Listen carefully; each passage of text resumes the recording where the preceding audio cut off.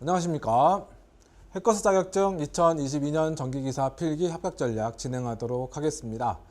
2022년도에 여러분들의 큰 계획 중에 하나가 자격증 취득이 될 수 있습니다. 그때 자격증을 취득하는 과정에서 여러분들이 궁금해하실 사항, 또 어떤 형태로 공부를 해야 되는지 등등에 대해서 말씀드리는 시간이 되도록 하겠습니다. 자, 먼저 전기기사 또는 전기산업기사를 따야 하는 이유에 대해서 알아보도록 하죠. 자격증을 취득한다. 아무런 어떤 목적 없이 진행하시는 분들은 안 계실 거라 봅니다. 그때 나는 정기직 공무원에 응시하기 위해서 자격증을 딴다. 나는 공기업 취업을 위해서 자격증을 딴다. 또는 전기시설 과장 또는 전기과장에 취업을 하기 위해서 나는 자격증을 딴다. 또는 이제 중견기업 또는 중소기업에 취업하기 위해서 자격증을 딴다. 이런 어떤 목적들이 있으실 거예요. 그랬을 때 자격증을 취득하게 되면 정기직 공무원의 경우 대략 3에서 5% 정도의 가산점을 받을 수 있습니다. 이때 공기업 취업에서도 마찬가지로 가산점을 받을 수가 있게 됩니다. 이때 여러분들이 간과하시는 것 중에 하나가 이 가산점, 이게 얼마나 될 것이냐. 차라리 그 가산점을 받느니 또는 그 가산점을 받기 위해서 정기자격증 취득에 많은 노력과 시간과 비용을 소비하느니 나는 그냥 본 시험에, 본 준비 과정으로 그걸 커버하겠다. 이렇게 생각들을 많이들 하세요. 근데 제가 과거에 공무원 쪽에서, 정기직 공무원 쪽에서 수업을 진행했던 적이 있습니다. 그때 학생들과 같이 수업을 진행하고 학생들이 또 시험 보고 오게 되면 같이 조촐한 회식 자리를 마련해서 어떤 합격하는데 어떤 게 좋았는지 또는 합격을 못한 친구들은 어떤 문제가 있었는지 등등의 어떤 얘기를 하는 시간들이 있었습니다. 그랬을 때 이구동성으로 나오는 이야기 또는 제가 이렇게 그 학생들을 봤을 때 나타나는 어떤 특성들을 간략하게 좀 말씀을 드리게 되면요. 가산점이 없이는 합격하기가 정말 힘들다라는 거예요. 이미 5%에 만약 가산점이 있다라고 하게 되면 100점 만점에서 5점은 확보하고 들어간 친구들, 그 친구들과 비교했을 때 가산점이 없는 0점에서 시작하는 친구들, 요 사이에 갭이 굉장히 크다는 거죠. 통상 공부를 한다라고 했을 때 아깝게 떨어진 친구들이 1점 차이로 떨어졌다, 2점 차이로 떨어졌다 이런 얘기들을 합니다. 근데 만약에 1점 차이, 2점 차이로 떨어진 그 친구들이 자격증 없는 상태에서 떨어진 친구들이 자격증이 있었으면 어떻을까요? 당연히 합격을 했을 수 있다라는 거죠. 그래서 이 가산점이라는 것을 절대 무시하시면 안 됩니다. 되도록이면 어떤 공무원이든 공기업이든 어떤 상황에 따라서 가산점을 제공하는 또는 가산점을 주는 어떤 좋은 회사든 시험 응시를 하신다라고 했을 때는 꼭 자격증을 취득하신 상태에서 진행하시는 것을 아주 강력하게 권해드린다라는 겁니다. 아주 강력히 권해드려요. 절대로 없어도 되겠지. 이것보다는 난 취득하고 한다. 이렇게 여러분 생각하시는 게 좋을 것 같습니다. 그 다음에 전기과장 또는 시설과장, 중소기업, 중견기업에서도 마찬가지예요. 이 업체 부분에서는 전기자격증이 있다 없다를 가지고 무엇을 판단하느냐. 얘는 전기의 기본 소양 또는 기본 지식은 가지고 있구나. 기본 지식은 가지고 있으니까 우리가 조금만 가르치게 되면 제대로 일을 할 수 있겠다. 왜냐하면 아무런 지식이 없는 친구들한테 어떤 실무적인 일을 가르치게 되면요. 시간이 그만큼 오래 걸릴 수밖에 없는 것이거든요. 또 두 번째는 중소기업이든 중견기업이든 또는 이와 같은 어떤 전기과장 또는 시설과장이든 간에 전기자격증이 없는 사람이 할 수 있는 일이 많지가 않다라는 거죠. 전기자격증이 있어야 선임이 가능하고 선임이 가능해야 권한이 부여돼서 그 사람이 일을 치고 나갈 수가 있게 되는 것입니다. 그게 바로 법으로 보호받는 자격증이다라는 거죠. 사실 모든 자격증은 그 분야에서 법으로 어느 정도는 다 보호를 해줘요. 그런데 우리가 일상생활에서 많이 접하고 많이 다루고 그렇죠? 그리고 오랫동안 다른 직종에 비해 상대적으로 길게 직장 생활이 가능할 수 있는 분야가 이 전기 분야고 그 전기 분야는 더군다나 사람의 생명과 재산과 직접적인 연결이 되기 때문에 전기과장, 시설과장, 중소기업, 중견기업에서는 전기 자격증이 있는 친구들을 당연히 없는 친구들보다 더 선호할 수밖에 없는 것이다. 그렇게 여러분들이 생각을 해주셨으면 좋을 것 같아요. 그래서 이 전기 자격증을 취득을 하게 된다라고 했을 때 각자 개개인의 어떤 목적에 어떤 부합하는 또는 목적에 어떤 이룰 수 있는 어떤 도구가 될 수 있는 그런 어떤 중요한 자격증이 될 수 있다. 그걸 여러분들이 꼭 염두에 두시고 이 자격증을 취득함으로 인해서 여러분들이 원하시는 삶의 계획이 이루어지는데 조금이나마 도움이 됐으면 좋겠다라는 거죠. 그러면 우리가 이제 치르고자 하는 전기기사 및 전기산업기사의 경우 2022년도에 시험 일정은 어떻게 될 것이냐, 이걸 여러분들이 또 신경 써서 봐주셔야 돼요. 이 시험 일정은 2021년도 11월 30일 날 공고가 돼 있고요. 그걸 바탕으로 해서 이제 간단하게 기재를 했습니다. 디테일한 날짜는요, 여러분들이 큐넷 사이트라든지 자격증 사이트에서 확인하시면 되겠습니다. 이때 1년에 총 시험은 4번에 걸쳐서 진행이 되게 됩니다. 기사, 공사. 우리가 이제 통상 기사는 전기기사 또는 전기산업기사를 나타내고요. 그 다음에 공사라고 하는 것은 전기공사기사 또는 전기공사 산업기사를 나타낸다. 그렇게 여러분 생각해 주시면 좋겠고, 그래서 기사는 1회, 2회, 3회에 진행을 합니다. 4회차에는 시험이 없어요. 그 다음 공사는 1회, 2회 진행하고 3회차엔 진행하지 않고 4회차에 진행하게 됩니다. 그래서 나는 2022년도에 쌍기사가 되겠다, 자격증을 2개를 다 취득을 하겠다 라는 어떤 계획이 있으시다면 각자 개개인의 어떤 여건이나 준비된 사항에 따라서 적당한 또는 맞는 어떤 계획을 수립하셔가지고 진행하시면 좋을 것 같고요. 또는 1회차 때 만약에 시험에 응시했는데 여건이 안 돼서 합격할 수가 없었다. 근데 2회차에 보려고 했는데 2회차에는 또 다른 어떤 시험을 준비한다든지 개인적인 어떤 문제로 인해서 진행이 안 된다라고 했을 때 그 다음 회차에 어떤 형태로 진행할 것인지 그와 같은 계획도 여러분들이 잘 세워주셔야 됩니다. 그러면 그 시험에서 당연히 필기시험이 있고 실기시험이 있게 됩니다. 그때 필기시험의 경우 공고된 내용을 바탕으로 해서 대략적으로 월만 기재를 해 주었는데요. 1회는 3월, 2회는 4월, 3회는 7월에, 4회는 9월에서 10월 사이에 실시하게 됩니다. 그때 실기시험은 대략 필기시험이 끝난 다음에 6주 정도의 텀을 두고 실기시험을 진행한다라고 보시면 좋을 것 같아요. 물론 상황에 따라서 5주 만에 시험 진행할 때도 있고 7주 만에 시험 진행할 때도 있습니다만 일반적인 경우는 6주 정도 텀을 두고 진행한다. 그렇게 봐주시면 좋을 것 같습니다. 다음 지금 보시게 되면 필기시험에 보시면 PBT, PBT, CBT, CBT라는 얘기가 지금 기재가 돼 있죠. 보시게 되면은 CBT, PBT 간단하게 지금 설정을 했는데 컴퓨터 베이스드 테스트라고 표현돼서 컴퓨터 기반 테스트가 되겠습니다. 이 말은 이제 컴퓨터를 이용해서 시험을 치른다라는 얘기고요. 페이퍼, 그죠? 베이스드 테스트라고 하게 되면 용지 기반 테스트다라는 거예요. 종이를 이용해서 시험을 치른다. 그래서 기존의 OMR 카드라고 해서 우리가 시험지 놓고 오른쪽 한쪽에 이제 컴퓨터용 수상 사인펜을 가지고 답안을 체크해서 그래서 그 답안 체크된 답안지를 제출하면 그 답안지를 가지고 합격 여부를 판단하는 그와 같은 시험으로 지금 계속 치르고 있었던 거죠. 그게 이제 PBT였다라는 거예요. 그런데 지금 이 PBT 형태에서 무엇으로? CBT 형태로 지금 변화가 되고 있는 상황이다라고 보시면 좋겠습니다. 그래서 3월, 4월은 이제 기존의 시험 방식대로 진행을 하고 그 다음 7월과 9월, 10월에 진행되는 건 이제 새로운 패턴, 컴퓨터를 이용한 패턴으로 시험을 진행한다. 그렇게 여러분들이 생각해 주시면 좋을 것 같아요. 실기시험 같은 경우는 이거는 이제 서술형 또는 단답형 형태이기 때문에 이건 기존에도 우리가 펜으로 다 쓰고요, 그죠? 그 형태로 진행을 했었고 그걸 그대로 유지한다. 그렇게 여러분 생각해 주시면 좋을 것 같습니다. 그러면 우리가 기사시험이 있고 산업기사시험이 있는데 둘 다 이렇게 진행할 것이냐? 그건 아니고요.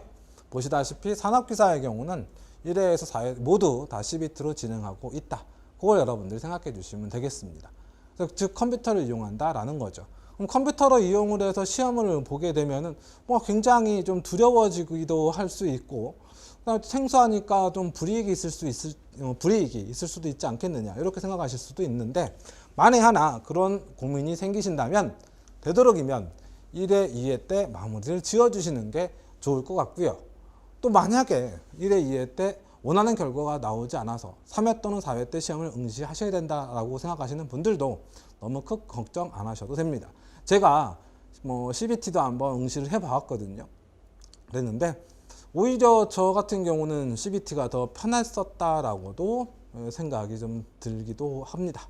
그러니까 여러분 너무 뭐 겁을 내시거나 두려워하실 필요 없고요. 그냥 내가 CBT니까 컴퓨터를 그냥 이용해서 시험 본다. 그 정도까지만 생각해 주시면 좋을 것 같고, 거기에 대한 어떤 특성은 또 뒤쪽에 다시 한번 또 말씀드리도록 할게요.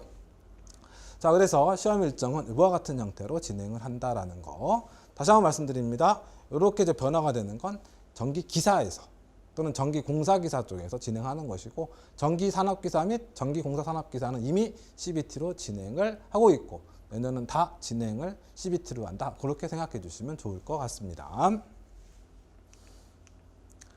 자, 그 다음에 이제 응시 자격에 대해서 간략하게만 보도록 하겠습니다. 전기기사, 전기산업기사로 지금 표현을 했습니다. 이때 가장 큰 차이점은요, 전기기사는 대졸자, 대학 졸업자 또는 졸업 예정자, 그 다음에 전기산업기사는 전문대 졸업자, 졸업 예정자의 경우 응시할 수 있다라는 거죠. 즉 전문대 졸업자가 전기기사를 응시할 수는 없습니다. 대학 졸업자 같은 경우는 전기산업기사도 응시할 수가 있는 것이죠. 그렇게 여러분 생각해 주시면 될 것 같고요. 그러면 일반적으로 우리가 말하는 대학 졸업자 또는 대졸자는 몇 년간요? 4년간 공부를 하는 거죠. 그 다음 전문대 졸업자는 2년간 공부를 하고요. 그 다음에 이제 학생들의 취업에 어떤 도움을 주고자 약간의 유예를 줘서 4학년에 재학 중이다. 아직 졸업은 하지 않았지만 4학년에 재학 중이다. 2학년에 재학 중이다. 그래서 4학년에 재학 중이다라고 하게 되면 졸업 예정자로서 전기기사 응시 자격을 부여하고요. 그 다음에 뭐 2학년 재학 중이다라고 했을 때는 마찬가지로 전기산업기사 자격을 시험 자격을 이제 부여한다. 그렇게 여러분 생각해 주시면 좋을 것 같아요. 그랬을 때 이제 아래 쭉 얘기가 나와요. 쭉 나오는데 결국 따지고 보면요, 4년 공부했으면 전기기사, 2년 공부했으면 전기산업기사, 4년 근무했으면 전기기사, 2년 근무했으면 전기산업기사를 응시할 수 있게 한다. 또는 응시 자격 부여를 한다라고 보시면 되겠네요.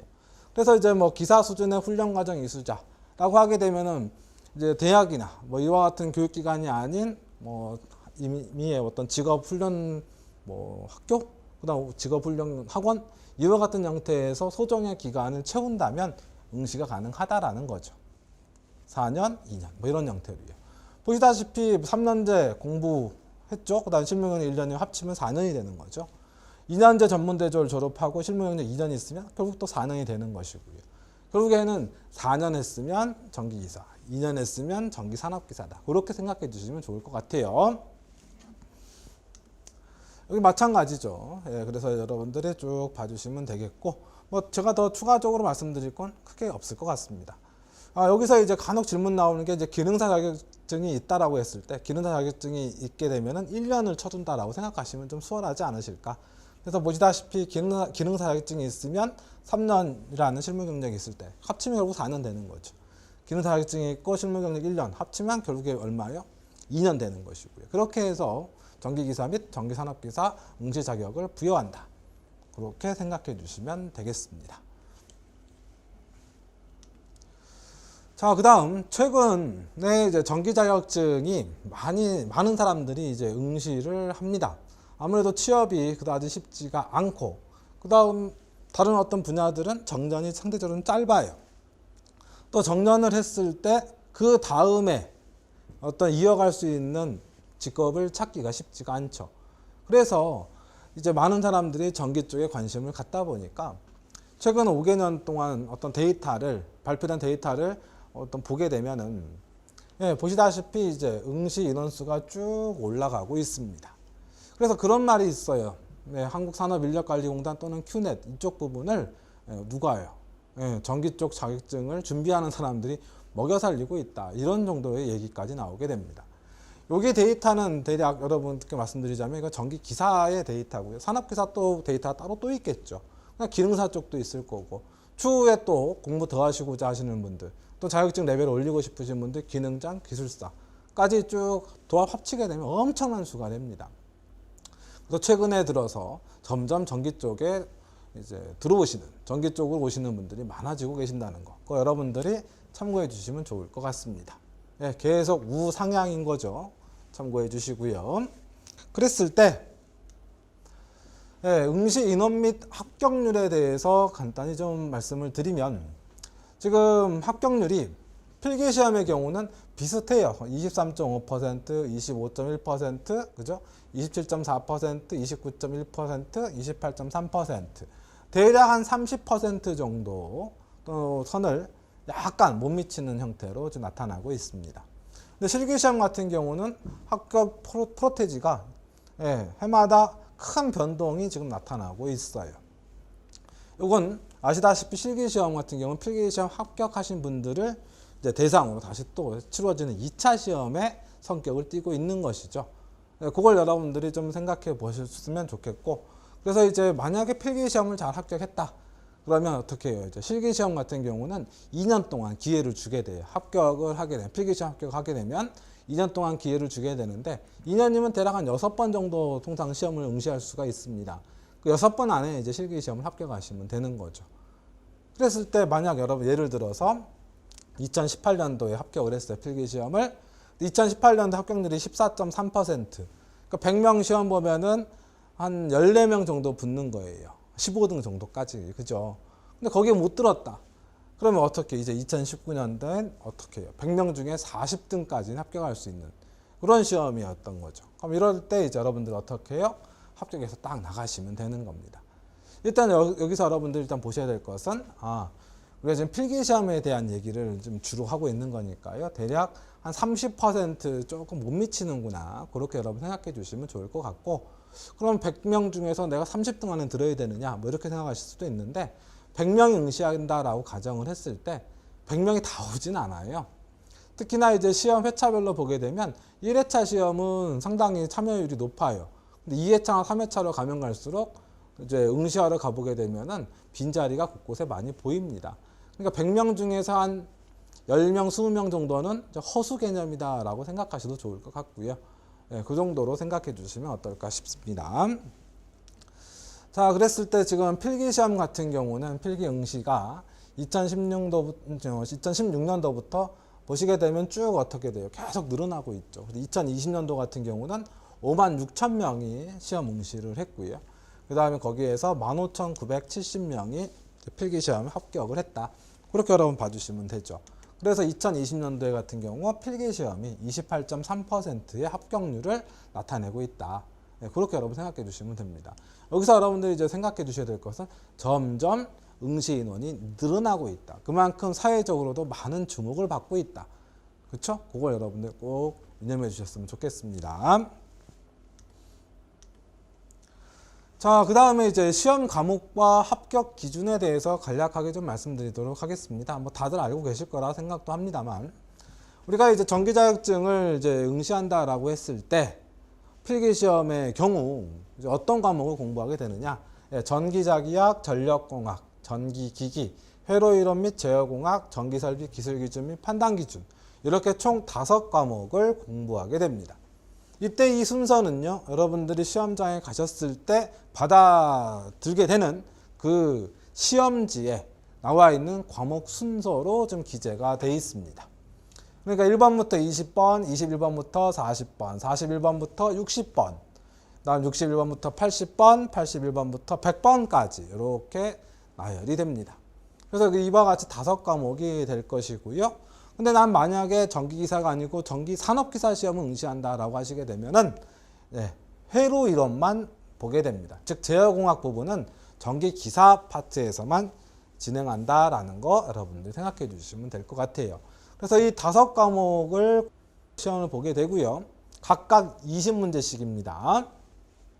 그래서 이제 객관식 사지, 택일형이다, 사지선다형이다라고 통상 표현을 하죠.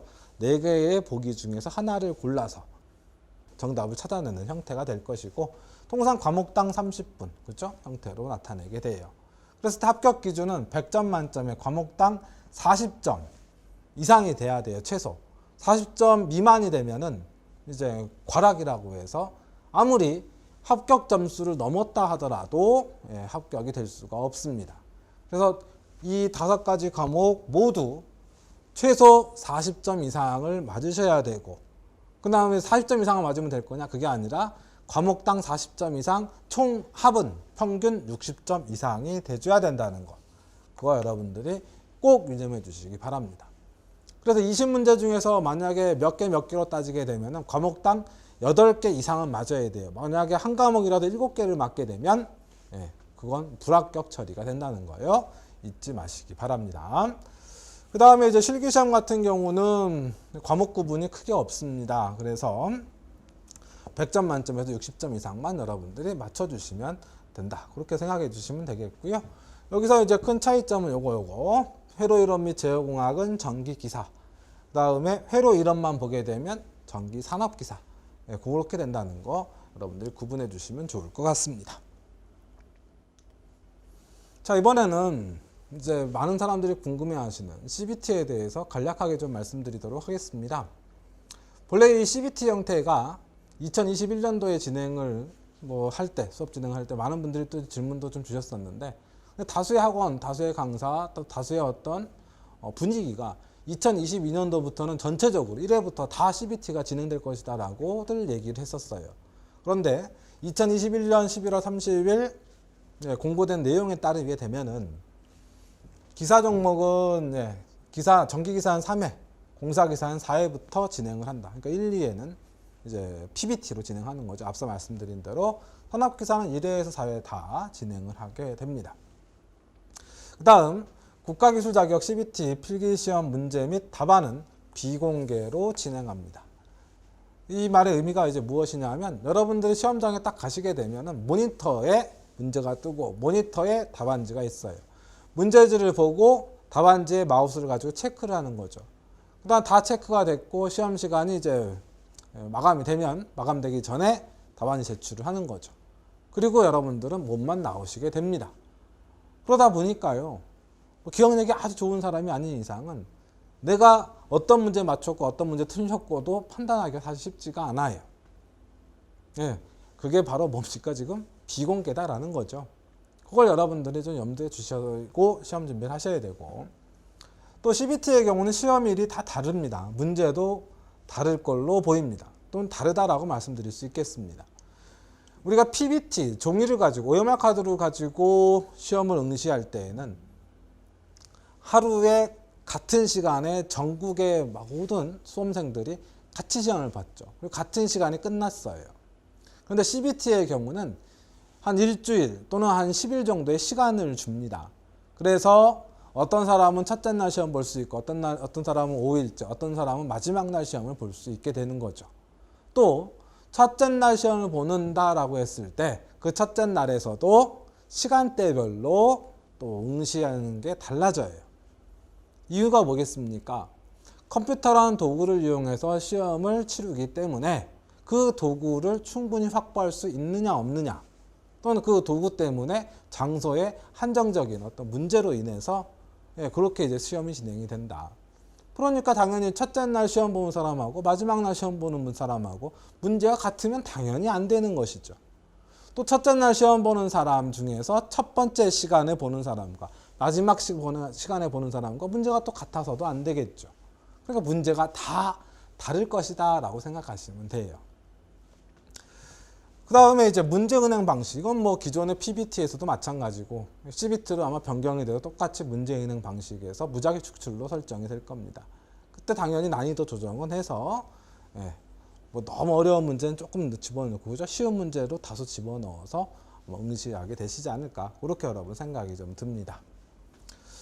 이때 요 CBT로 진행을 하게 된다, 굉장히 어렵고 힘든 거 아니냐, 이런 얘기들을 하시게 되는데요.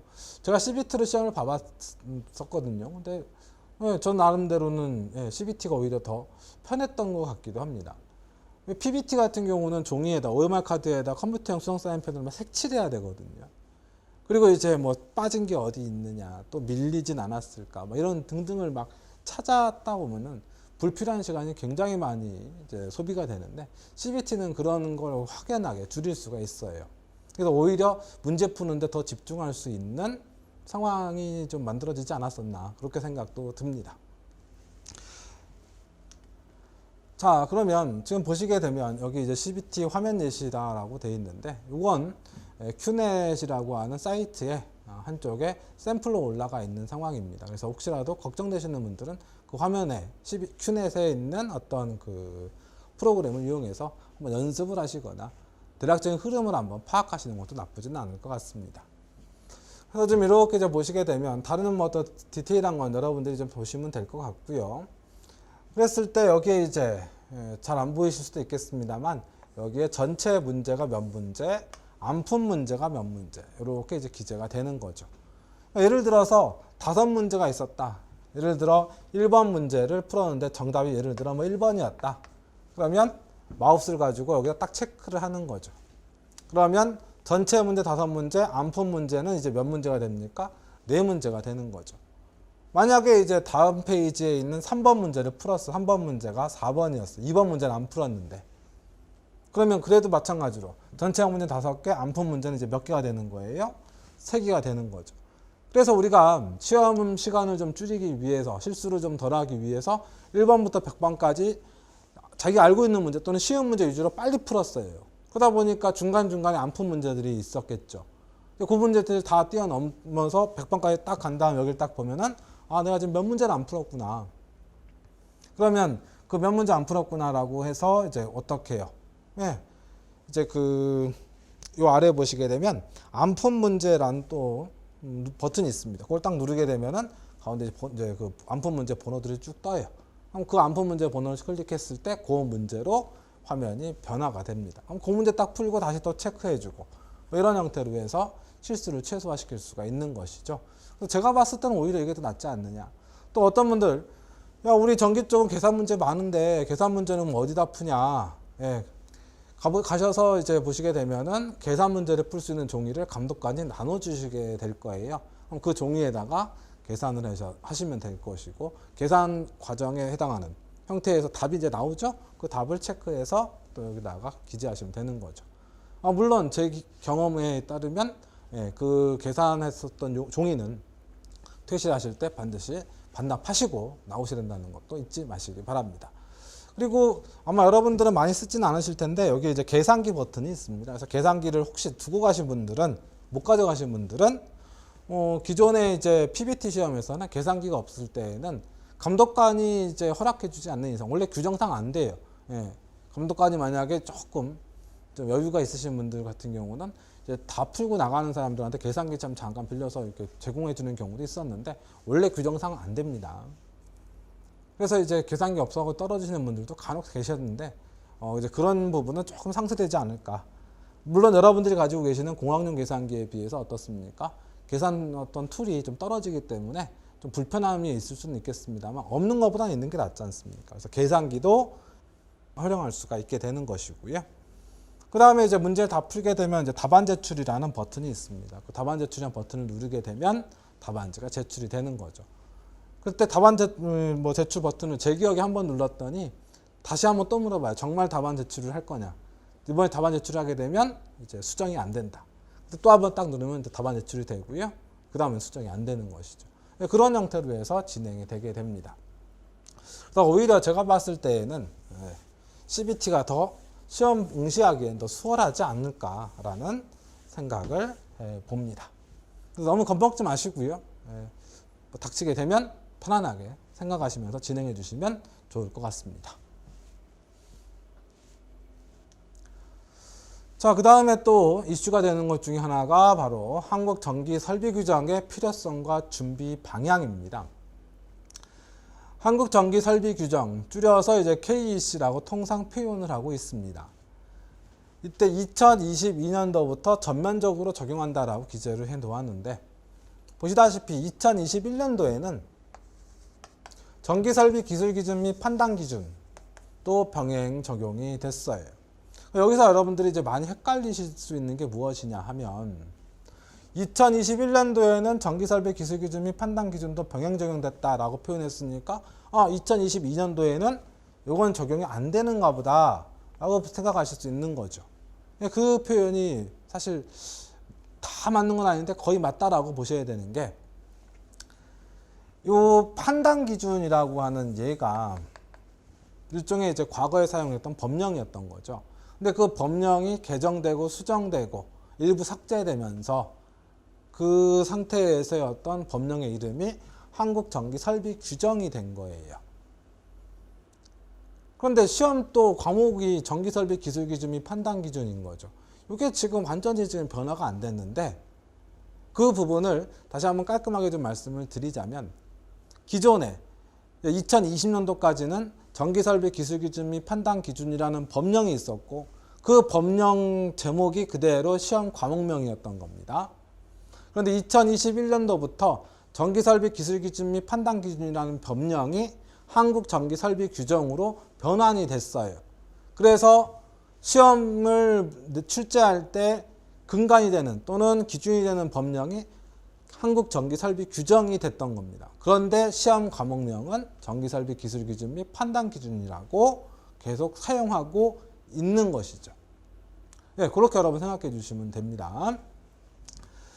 그랬을 때 지금 여기서 지금 표현됐다시피 전기설비 기술기준 및 판단기준이라고 하는 것은 전기설비 기술기준과 판단기준을 합쳐서 얘기했던 거예요. 여기서 조금 더 말씀을 드리면 전기설비 기술기준이 상위법이고요, 판단기준이 하위법이었다라고 생각해 주시면 돼요. 그랬을 때 이 판단기준에 해당하는 내용 중 일부가 개정되고 일부가 삭제되고 일부가 추가되면서 한국전기설비규정이라고 타이틀이 바뀐 겁니다. 그래서 어떤 분들은 KEC가 이제 반영된다 뭐 이렇게 표현을 하는데, 그게 아니죠. 그냥 이름만 바뀐 거예요. 기존에 반영 그대로 됐던 거고요. 반영된 내용 중에서 또는 그 법령 중에서 일부가 변화가 된 거죠. 그렇게 여러분 생각해 주시면 되겠습니다. 그랬을 때 다시 한번 여기 좀 말씀을 드리게 되면, 그래서 2021년도에서는 문제 출제가 어디서 될지 상당히 이제 많은 말이 많았었어요. 왜냐하면 실제로 산자부에서 한국전기설비규정도 공표하고 전기설비기술기준 및 판단기준도 따로 또 공표를 했어요. 두 개의 법령을 동시에 제시했던 거죠. 왜? 산업 전반적으로 말이 많았거든요. 힘들다라고. 그래서 1년 더 유예기간을 주고, 그래서 2022년도부터는 전기설비기술기준 및 판단기준이라는 법령을 공고하지 않고 한국전기설비규정만 적용한다. 그렇게 지금 얘기가 된 겁니다. 그러니까 우리는 이제 한국전기설비규정에 맞춰서 다른 생각할 필요 없이 한국전기설비규정에 맞춰서 공부를 해주고, 그죠? 공부를 진행하면 된다. 그렇게 보시면 돼요. 근데 이제 많은 분들이 이제 또 뭘 물어보시느냐? 그러면 기존에 전기설비 기술기준 및 판단기준으로 시공됐던 부분은 어떻게 하느냐? 예, 그건 소급 적용을 시켜서 그 기존에 시설된 부분은 유지보수관리 시 기존의 법령을 따른다. 그렇게 진행한다. 생각해 주시면 되겠습니다. 자, 그 다음 저압 전기설비 설계 및 시설에 IEC 표준을 도입한다. 그 도입한 것이 바로 무엇이다? KEC, 한국전기설비규정이 되겠다. 그래서 이쪽 부분에 대한 좀 더 어떤 디테일한 얘기는 전기설비 기술기준 및 판단기준, 내용상 법령 한국전기설비규정에 관한 과목을 진행할 때 여러분들이 좀 더 세밀하게 봐주셨으면 좋지 않을까 싶습니다. 사실 여기서 이제 중요한 건 뭡니까?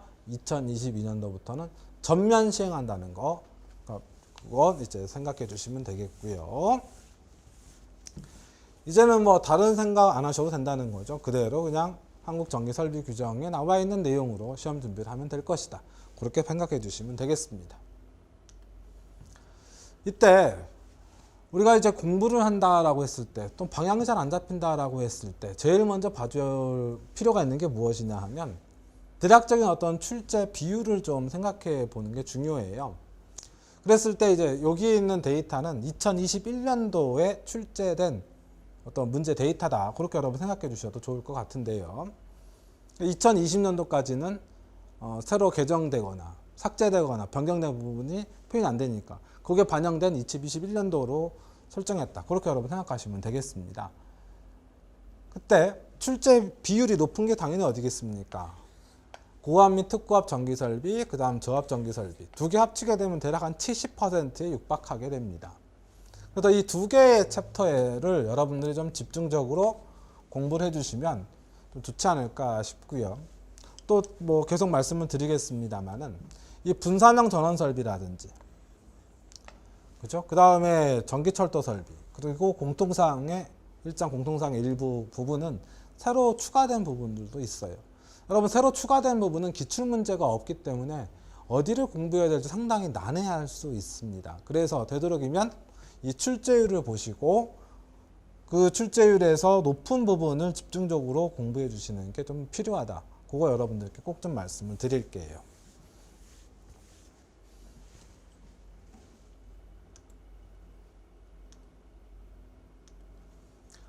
이때 새로 추가된 규정에 관한 문제의 비율이 또는 문제 수가 1회차에 6문제, 2회차에 5문제, 3회차에 6문제 정도 출제가 됐어요. 물론 어느 시각에서 바라보느냐에 따라서 약간의 차이가 있을 수는 있겠습니다. 근데 대략 몇 퍼센트? 대략 한 25에서 30% 정도가 새로운 문제로 출제가 됐다. 그래서 여러분들이 준비를 하실 때 어떤 패턴으로, 사실 이 새로운 문제는 어느 부분에 나올지 알기가 또는 우리가 또 예상하고 집중적으로 드립하기가 쉽지도 않죠. 그러니까 어떤 형태가 돼야 돼요. 전반적으로 내용 정리가 어느 정도는 돼줘야 새로운 문제에 대해서 우리가 대응할 수 있다는 거. 그거 여러분들이 좀 생각해 주셔야 되는 것이죠. 그러면 그 한국전기설비규정으로 이제 뭐 개정이 되면서 어떤 부분이 삭제되고 변경됐고 추가됐는지 보게 되면 가장 대표적인 게 이 접지공사 부분이 접지공사를 안 하는 게 아니고요. 접지공사하는 패턴이 좀 바뀌었어요. 물론 디테일한 내용을 수업 진행하면서 여러분들이 공부를 하시겠습니다만은 과거에 1종, 2종, 3종, 특별 3종이라고 하는 명칭 자체가 사라졌다라고 보시면 됩니다.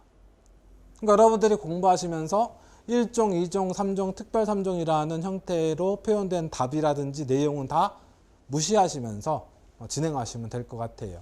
그냥 접지공사를 한다라고 하는 거지 1등 접지공사를 한다, 2등 접지공사를 한다 이런 패턴이 없다라는 거예요.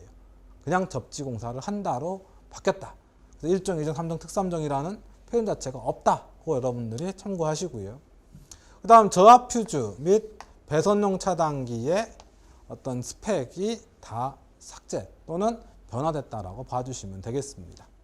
그리고 분기회로 시설에 해당하는 형태도 다 사라졌다. 그렇게 봐주시면 돼요.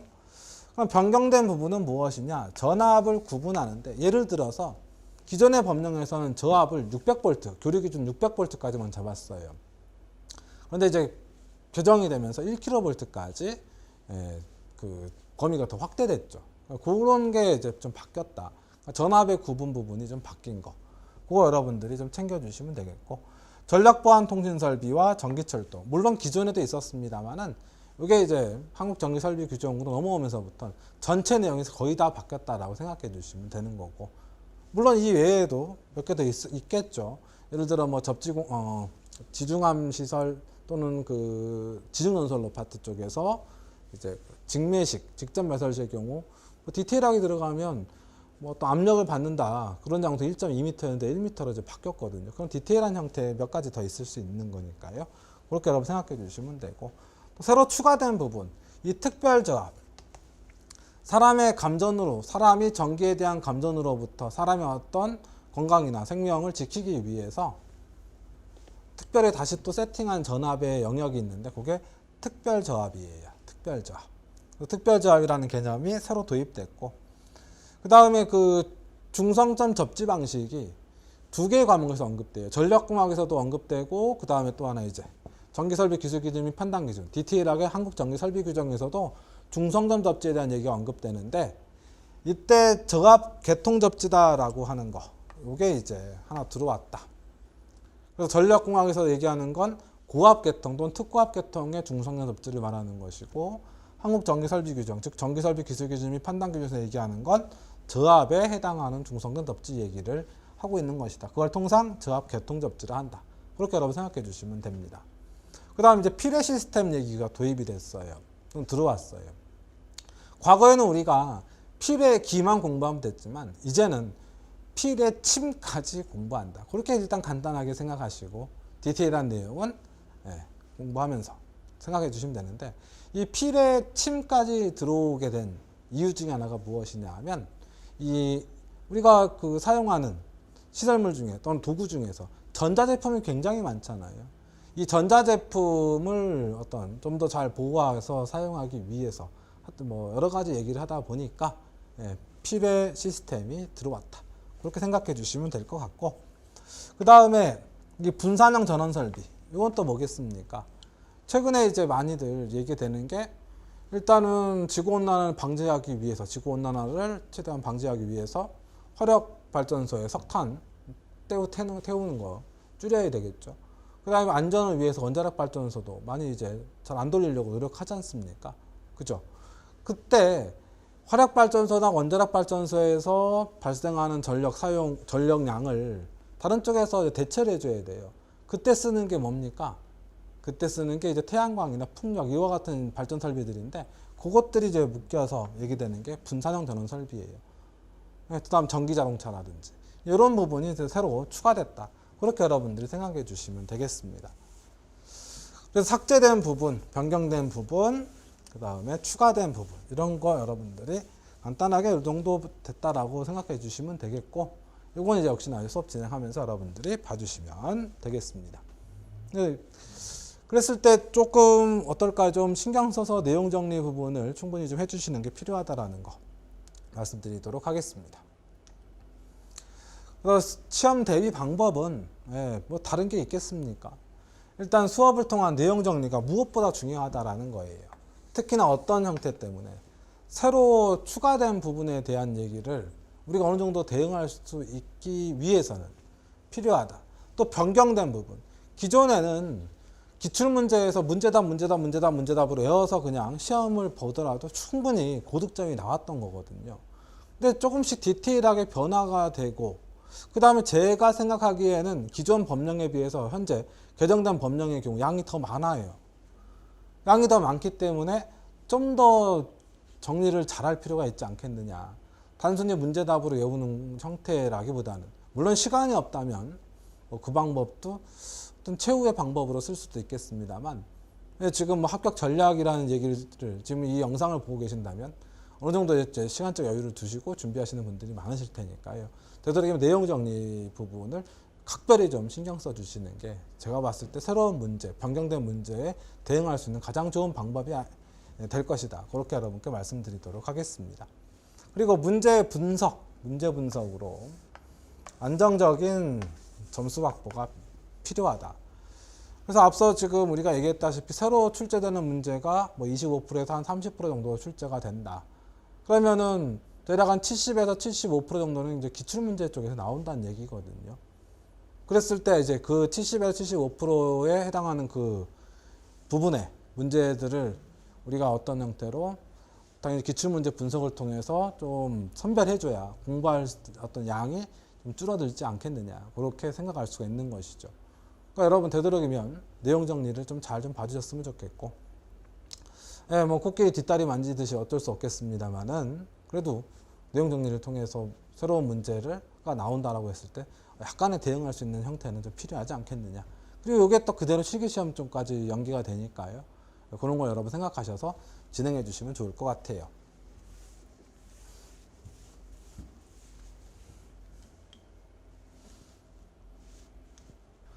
자, 이번엔 과목별 특징에 따른 효과적인 전략 방안을 간단하게만 좀 보도록 하겠습니다.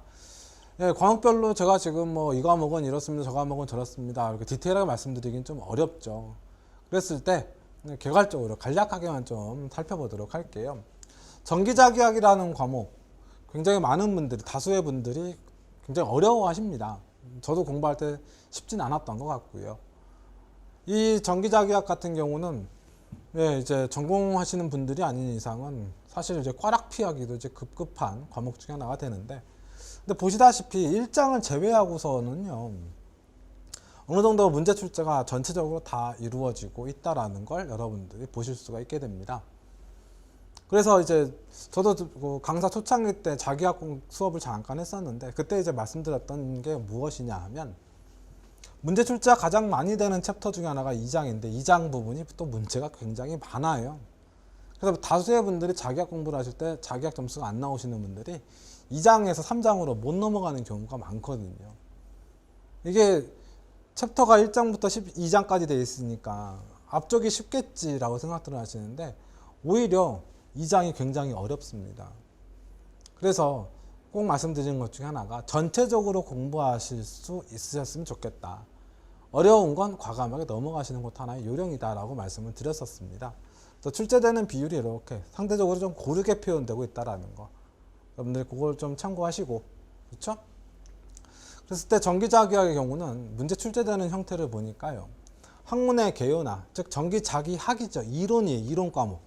그래서 학문의 개요나 결과 공식을 찾는 문제가 한 10에서 12문제 정도 출제가 돼요. 그러니까 여러분 공식을 반드시 외우고 계시는 게 뭐 꽈락이라든지 또는 어느 정도 점수 확보에 굉장히 도움이 되겠죠. 공식 찾는 문제가 좀 많다는 얘기입니다. 일단 공식만 암기하고 있다면, 그죠? 단순 숫자 대입하는 문제. 그러니까 공식만 정확하게 외우고 있다면 적어도 한 15개 가까이는 맞출 수 있는 시험이다. 근데 그 공식 외우는 게 쉽지가 않죠. 그래서 다수의 법칙에 해당하는 공식의 연계성을 좀 고려해서 좀 외우시는 게 좋겠다. 예를 들어서 진공 중의 정전계랑 진공 중의 정자계의 경우는 어떤 물질의 개념이 유전율과 투자율에 해당하는 그 기호만 바꿔주게 되면은 식이 거의 똑같거든요. 그런 형태로 공부를 하시게 되면은 한쪽에서만 식을 외우면 다른 쪽에서는 기호만 바꿔서 적용할 수 있는 거니까요. 그래서 다수의 법칙에 해당하는 공식의 연계성 고려가 굉장히 좀 중요하다 또는 필요하다라는 거, 그걸 맞춰서 여러분들이 선생님과 같이 공부하시면 좋지 않을까 싶습니다. 그 다음에 이제 증명이나 복잡한 연산을 이용하는 문제, 가끔씩 이런 문제에 이제 막 목숨 걸고 공부하시는 분들 계시는데 과감하게 빼시는 게 좋습니다. 그래서 현실적으로 내가 전기자기학에서 몇 점을 맞으면 될 것이냐, 내가 산수를 너무 싫어한다 싶으실 때는 꽈락만 면하자. 내가 어느 정도 산수는 좀 한다 하면 한 12개 정도 맞자. 내가 전공했다 하면 15개 정도 맞자. 이런 형태로 자기 여건에 맞춰서 공부하시는 게 필요하다라는 거 다시 한번 좀 말씀을 드리고요. 무엇보다 이제 이건 뭐 모든 과목에 다 마찬가지겠습니다. 학습 문제를 반복하여 학습해서 유형을 암기하는 게 좋은 방법 중에 하나가 되겠다라는 거 꼭 좀 말씀드립니다. 자, 두 번째 전력공학 부분에 대해서 간단하게 좀 말씀을 드려보도록 하죠. 전력공학은 뭐 제가 수업 진행하는 과목이기도 합니다만, 챕터별로 문제 출제되는 비율은 한 대략 이 정도로 설정이 되게 됩니다. 이때 다수의 문제가 여기에 이제 많이 몰려 있어요. 사실 대략 한 50% 이상이죠. 여기 지금 17%, 13% 더하면 한 30%, 얘 두 개 더하면 한 20%, 합치면 한 50% 정도가 8, 9, 10, 11장에 이제 몰려 있는 상황이고, 그 다음에 보시다시피 4장 부분이 또 문제 출제가 상대적으로 좀 많이 되고 있는 상황입니다. 이랬을 때 그럼 전략공학 같은 경우는 8, 9, 10, 11을 집중적으로 하면 될 것이냐, 제가 생각할 때는 뭐 그것도 좋은 방법이겠습니다만, 전략공학은 전체가 다 실기시험과 연계되는 과목이에요. 1장부터 11장까지 모두 다 실기시험에 다 출제가 됐던 부분이죠. 그러다 보니 전체적으로 공부를 하시는 게 좋고, 그 다음에 8장, 9장, 10장, 11장을 공부하기 위해선 1, 2, 3, 4장, 즉 앞쪽부터 차근차근 해주셔야 그걸 바탕으로 해서 여기 있는 설비들을 공부할 수가 있게 되거든요. 그래서 계산기를 사용해서 푸는 문제가 한 5문제 정도 출제가 되는데, 여기서 이제 계산식으로 이제 표현됐다라고 생각하시면 좋을 것 같아요. 그 중에 이제 공식 찾는 문제, 그 다음에 기본수칙 적용의 계산 문제, 이 정도 출제가 되게 되고, 암기해서 푸는 문제가 한 15개 정도 설정이 되게 됩니다. 예, 그리고 이제 전력공학 같은 경우는 다루어지는 게 발전 설비부터 여러분들 집에 있는 어떤 선풍기, 예를 들어 선풍기라든지, 그러니까 발전소부터 여러분 집까지 설정된 모든 설비를 다 공부하는 게 전력공학이에요. 그러다 보니 광범위합니다. 그런데 이제 이 범위가 넓다라는 것은요, 예, 그 어떤 공부를 할 때 범위가 좁으면 통상 깊이가 깊어요. 근데 범위가 넓으면 깊이가 얕아요.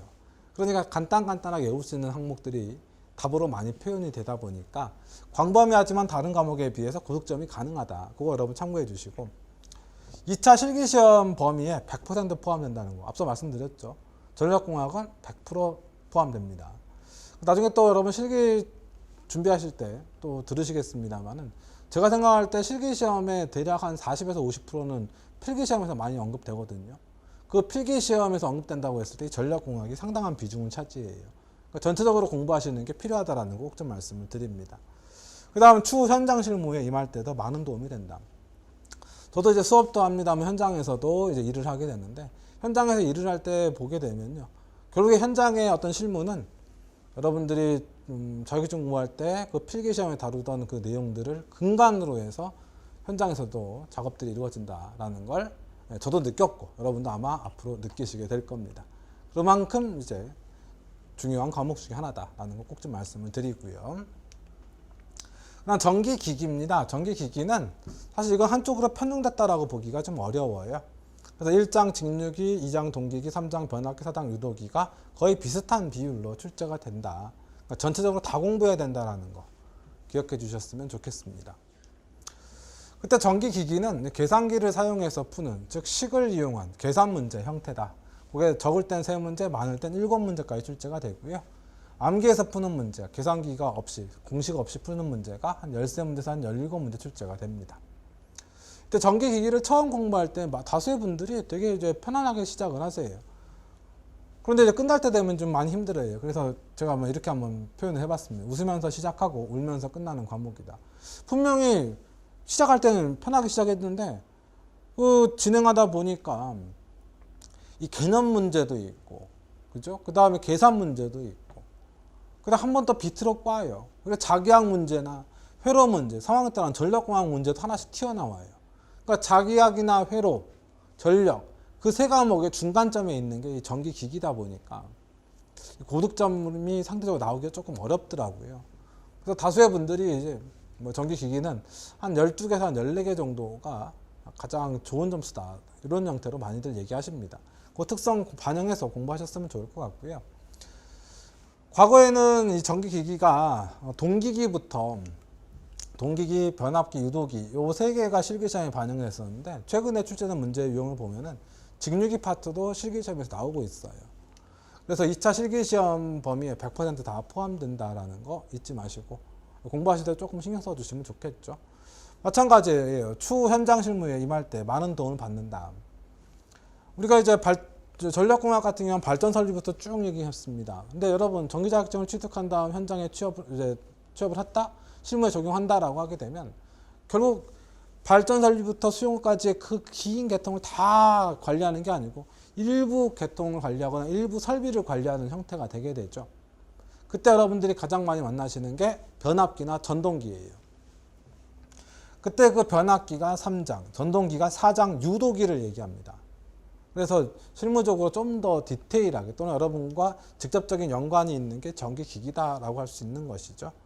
그리고 공부할 때 되도록이면 발전기, 변압기, 전동기를 구분해서 각각 기기의 어떤 특성들을 가지고 공부하시는 게 필요하다는 거 말씀드리도록 하겠습니다. 자, 이번엔 회로이론 및 제어공학 부분 간략하게 좀 보죠.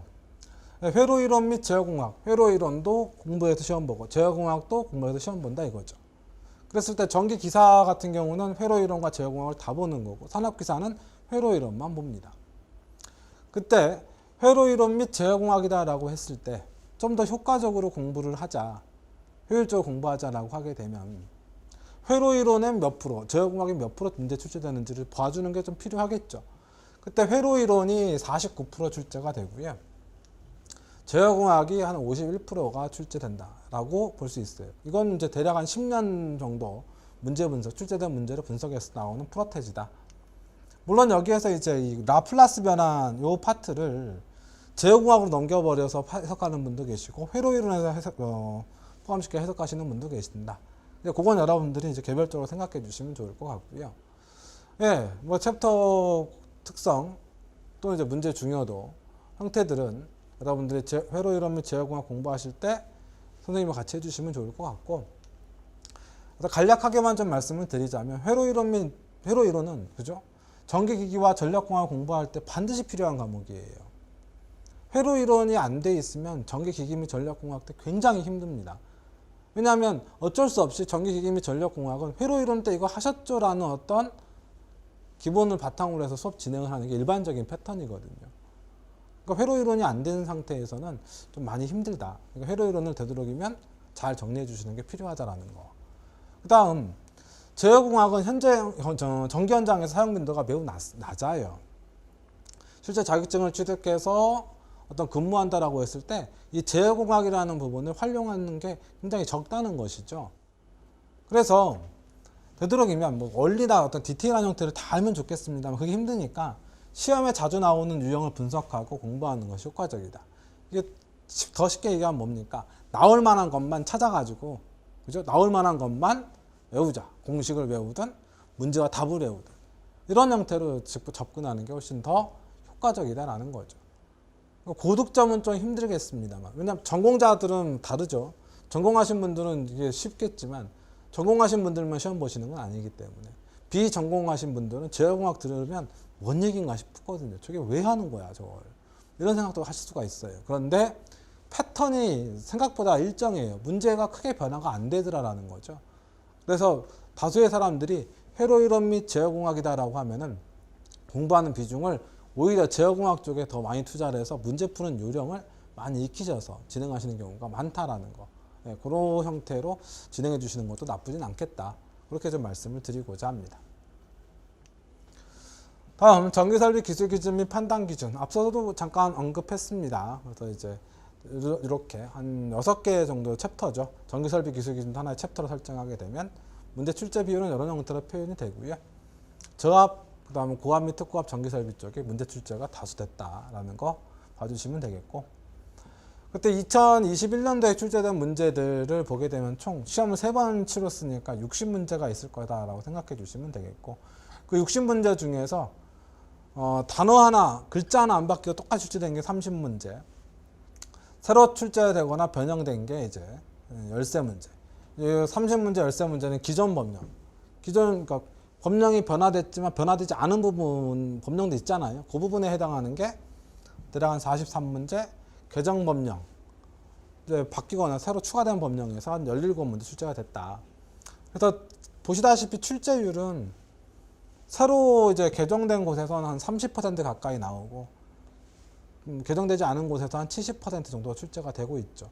그래서 만약 이 추세가 그대로 유지가 된다면 새로 개정된 부분은 문제가 어떻게 나올지 사실 판단하기가 어렵기 때문에 기존의 법령을 이용한 기출문제를 중심으로 해서 시험 준비를 해주시게 되면은 글쎄요, 한 15개 정도 선까지는 75점 정도까지는 맞으시는데 좀 무난하지 않겠느냐, 그렇게 좀 생각할 수가 있는 것이죠. 그렇게 여러분 생각해 주시면 좋을 것 같습니다. 그래서 전기설비 기술 기준 및 판단 기준은 이제 기본 개념을 정리하는 게 필요하다. 이 개정된 부분 때문에 여러 가지 좀 신경을 쓰인다라는 거죠. 그래서 기본 개념 정리하는 게 필요하고요. 출제 비중이 높은 부분에 좀 더 집중하는 학습이 필요합니다. 그래서 앞서 말씀드린 대로 출제 비중이 높은 게 기존 법령이 70%잖아요. 새로 추가되거나 했던 그 부분들보다는 기존에 대한 얘기를 가지고 공부하는 게 좀 더 수월할 수 있다라는 겁니다. 실기시험과 연계되는 부분은 확인하고 정리할 필요가 있다. 근데 사실 전체 범위가 다 실기시험 범위예요. 그런데 이 부분은 여러분들이 이제 나중에 실기시험을 준비하기 시작하면서부터 이제 느끼실 거예요. 필기시험 준비할 때 아무리 이거 실기시험이 나옵니다라고 해봤자 거기에 대해서 크게 신경 쓰는 경우는 그렇게 많지가 않거든요. 그러니까 이건 여러분들이 그 필기시험 준비하시면서 내용 정리를 잘 해놓으시게 되면 실기시험 준비하면서 연계되는 내용을 찾아서 빨리빨리 준비하실 수 있지 않을까 생각이 됩니다. 그 다음에 이제 시설 상황에 따른 차이점에 대해서 집중적으로 정리하시는 게 이 지금 좀 난해한 전기설비 기술기준 및 판단기준에 대한 시험을 준비할 때 좋지 않을까 싶어요. 여기서 시설 상황에 따른 차이점이다 라고 말씀을 드렸는데 이건 포괄적인 얘기예요. 옥내에 시설할 거냐, 옥외에 시설할 거냐, 저압이 할 거냐, 고압이 할 거냐, 특고압이 할 거냐, 시가지에 할 거냐, 농촌지역에 할 거냐. 이와 같이 어떤 구분되는 점들을 가지고 여러분들이 정리를 해 주시게 되면 좀 더 수월하게 정리가 되시지 않을까 그렇게 좀 생각이 들고요. 공부하실 때 많은 분들이 이 전기설비 기술기준 및 판단기준은 외우지 않으면 문제를 풀 수 없는 과목 특성상 시험 보기 하루 전 또는 이틀 전부터 공부하시는 분들이 상당수 계십니다. 그렇게 되면 상대적으로 시험 준비할 수 있는 시간이 좀 적잖아요. 그럴 때에는 어떻게 해요? 새로 추가된 내용, 변경된 내용 이 부분은 되도록이면 배제하시고 기존에 어떤 출제된 내용들을 가지고 공부하시는 게 보다 좀 더 효율적이다라는 것도 좀 말씀드리고자 합니다. 자, 그러면 앞서 이렇게 설명한 또는 여러분께 전달한 어떤 과목의 어떤 특성 또는 과목에 대한 어떤 공부 방향들을 쭉 말씀을 드렸습니다만, 그럼 그 과목들은 어떤 형태로 진행이 될 거냐? 선생님은 저 포함해서 두 분이 진행하십니다. 그래서 오우진 선생님과 문영철 선생님, 제가 이제 문영철입니다. 그래서 오우진 선생님께서 전기자기학 및 회로이론 및 제어공학 이렇게 진행하시고, 이제 제가 전력공학 전기기기 전기설비 기술기준 및 판단기준을 진행을 합니다. 자, 그랬을 때 오우진 선생님 같은 경우는 강의 특징이 여기 지금 강의 특징은 제가 쓴 건 아니고 수강하신 분들의 어떤 수강 후기를 바탕으로 발췌를 해서 좀 기재를 했는데요. 출제 의도를 파악해서 수업을 진행하신다고 합니다. 그러니까 전기자기학이나 회로이론이라고 하는 아주 복잡하고 사람들이 힘들어하는 과목인데 많이들 고득점을 맞고 또는 합격 점수를 맞고 계시는데 그게 이제 출제 의도를 충분히 파악한 형태다. 그 다음에 명확한 개념 정립과 깔끔한 판서를 통한 전달력이 아주 우수하시다. 그래서 저도 이제 그 영상을 간혹 이렇게 한 번씩 보는데 아주 판서도 아주 좋으시고요. PPT 활용도 충분히 잘 해주시기 때문에 여러분들께 그 눈에 보이지 않는 어떤 개념적인 이론적인 어떤 형태인 전기자기학, 회로이론 및 제어공학에 대한 내용을 충분히 잘 전달하실 수 있지 않느냐 그렇게 생각이 들고요. 강의 특징 어떤 제 얘기를 하려니 좀 민망하긴 합니다만 학생분들께서 많이 얘기해 주시는 게 그림을 통한 쉬운 설명, 개념 전달을 할 때 그림을 저 같은 경우는 좀 되도록이면 쓰려고 해요. 제가 이해를 해야 그 이해한 내용을 가지고 여러분들도 이해를 시켜드릴 수 있으니까요. 근데 제가 아무리 봐도 전기는 눈에 보이지 않는 형태이기 때문에 전동기라고 했거나 발전기라 하거나 변압기라 하거나 우리가 볼 수 있는 껍데기죠. 근데 껍데기에 대한 문제는 안 나와요. 그 안에 있는 어떤 구조 형태라든지 전기적인 현상에 대한 문제가 나오다 보니까 그림을 안 그리고서는 내용 전달이 좀 안 되더라고요. 그래서 그림을 통한 쉬운 설명과 효율적인 학습을 위한 방향 제시, 이게 지금 무엇이냐 하면 앞서 이제 말씀드렸을 때 여러분들이 혹시 캐치하셨을지 모르겠습니다만 저는 전체 다는 보는 게 좋긴 한데 그 보면서 불필요한 내용을 삭제하는 게 맞다라고 생각을 합니다.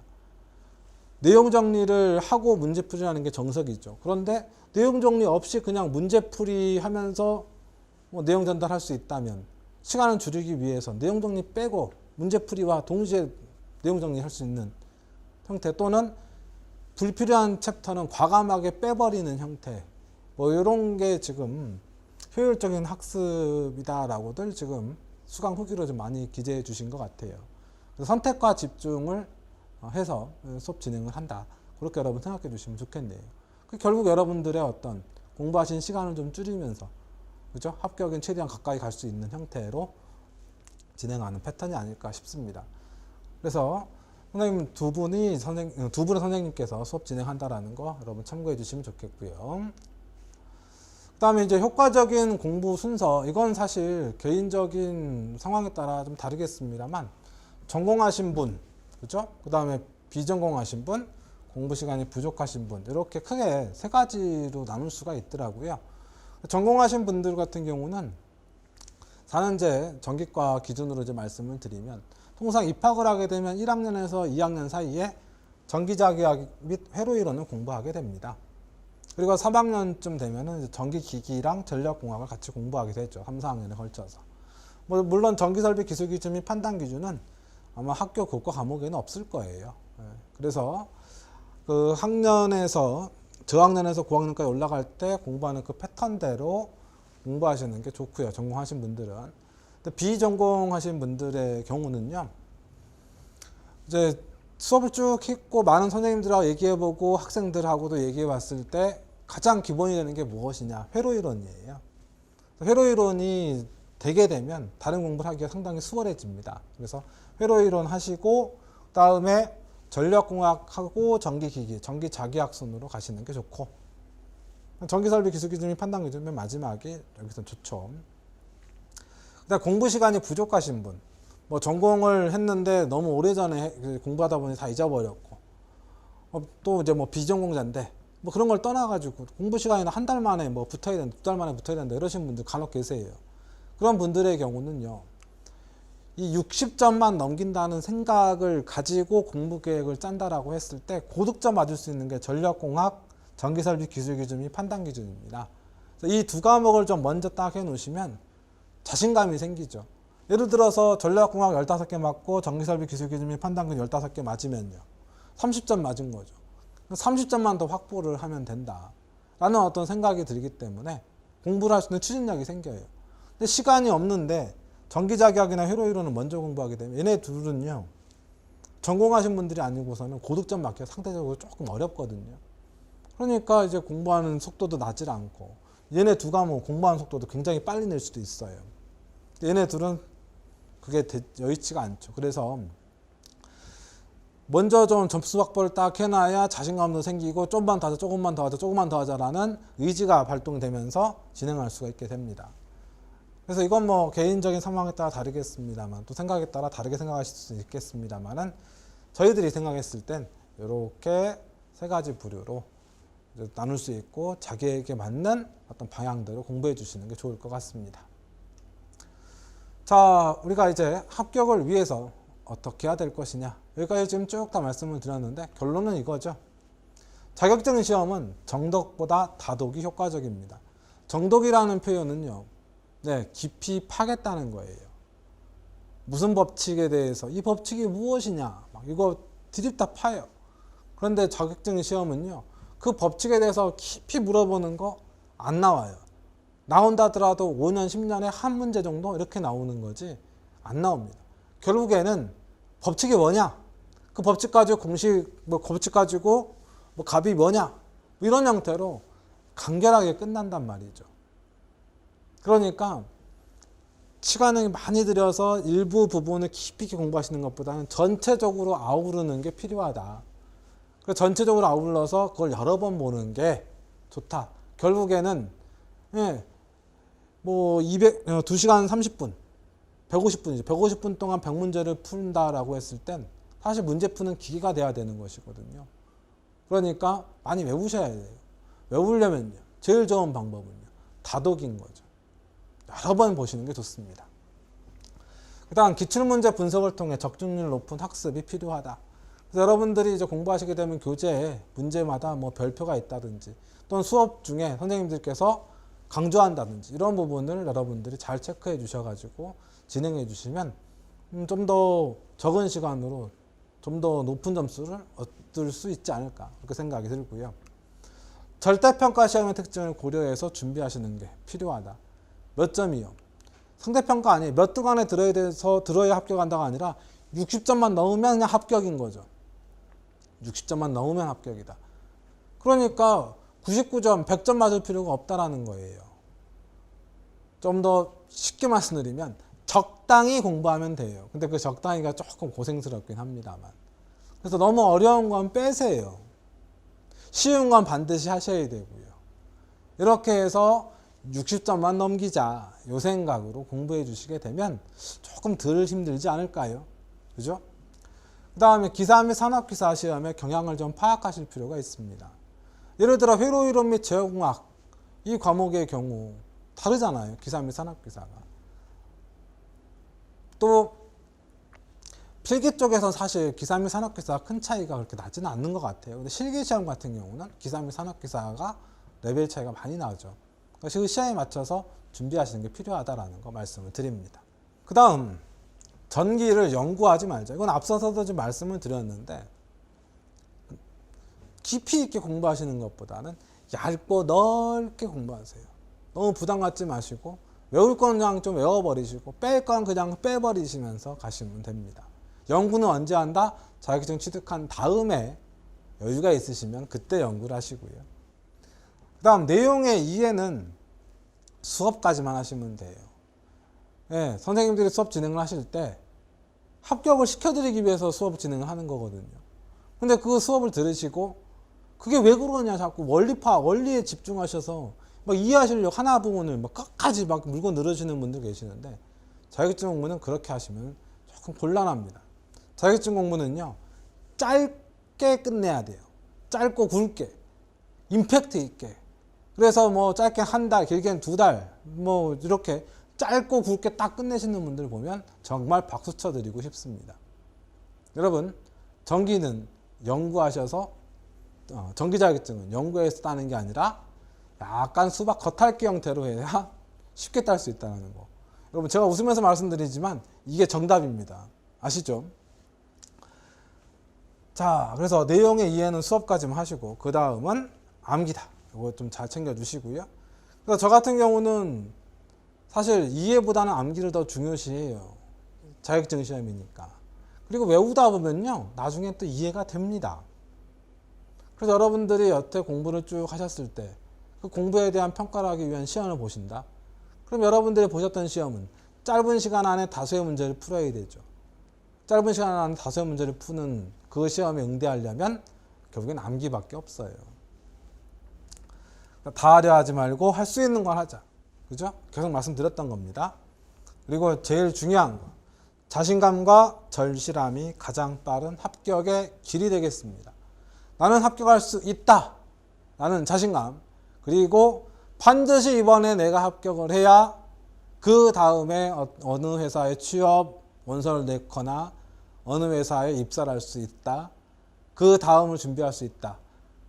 근데 만약 이번에 떨어지게 되면 나의 그 다음은 굉장히 힘든 일이 펼쳐질 것이다. 뭐 이런 어떤 절실함이 있으셔야 됩니다. 자신감과 절실함만이 여러분들을 단기간에 합격할 수 있는 가장 좋은 무기다라는 거 꼭 염두해 주시고 시험 준비를 해 주셨으면 고맙겠습니다. 자, 여기까지 해서 2022년도 해커스 자격증 전기기사 필기 합격 전략에 대해서 말씀드렸습니다. 많은 분들이 궁금해하시는 사항들에 대해서 간략하게 좀 말씀을 드렸고요. 공부 방향이라든지 말씀을 드렸으니까 여러분 공부하시는데 좀 참고하셨으면 좋겠고요. 저희 해커스는 여러분의 합격을 진심으로 응원한다는 거 꼭 기억해 주시고 잘 준비 부탁드리도록 하겠습니다. 여기까지 진행하도록 하겠습니다. 감사합니다.